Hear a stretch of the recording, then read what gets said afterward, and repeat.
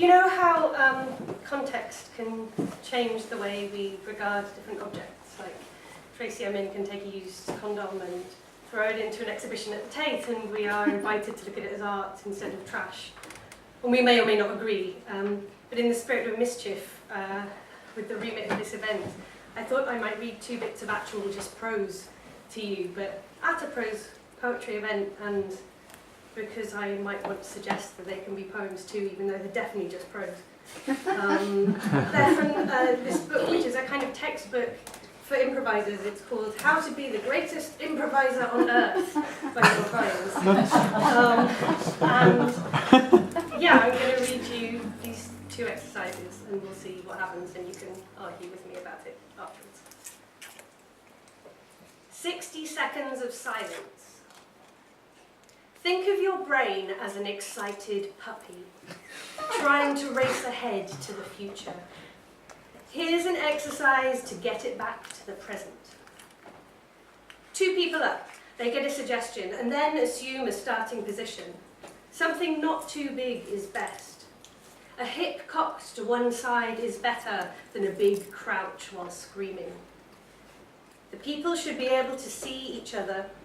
No stepping down stage and gazing out over the audience. Then they wait 60 seconds. No object work, the scene isn't starting. They just wait 60 seconds and regard each other. After 60 seconds, the teacher says start, and they do. 60 seconds on stage is a hugely long time.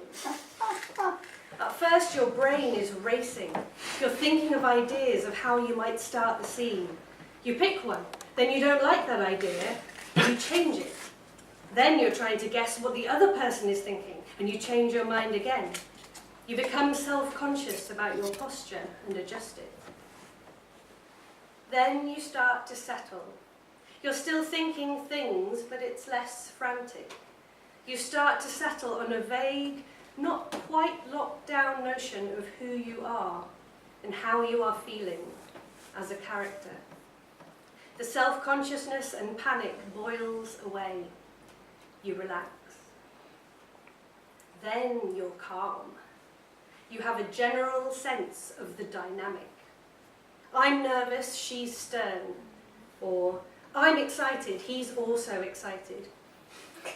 Ideas float into your brain, but now they're like pieces of paper gently floating on a breeze, not gunshots at your feet commanding you to dance.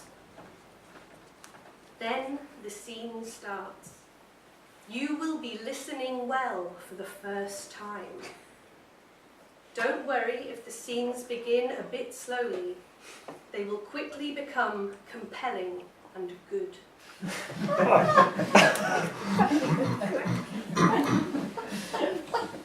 Only numbers. 2 people up, no suggestion. They do a scene where they only say numbers in order to each other. So the first person says 1, and the other person responds 2, 3, 4, and the first person says 5, 6, 7. No repeating numbers. If someone goes 8, you don't respond with 8. You respond with 9.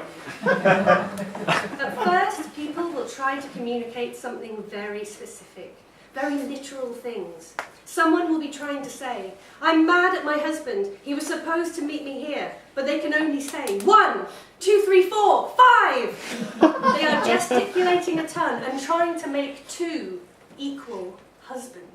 That doesn't work. You can't reuse numbers, so there's no way to make any number mean anything. And we can't see your husband, so there's no way to know that you're talking about him.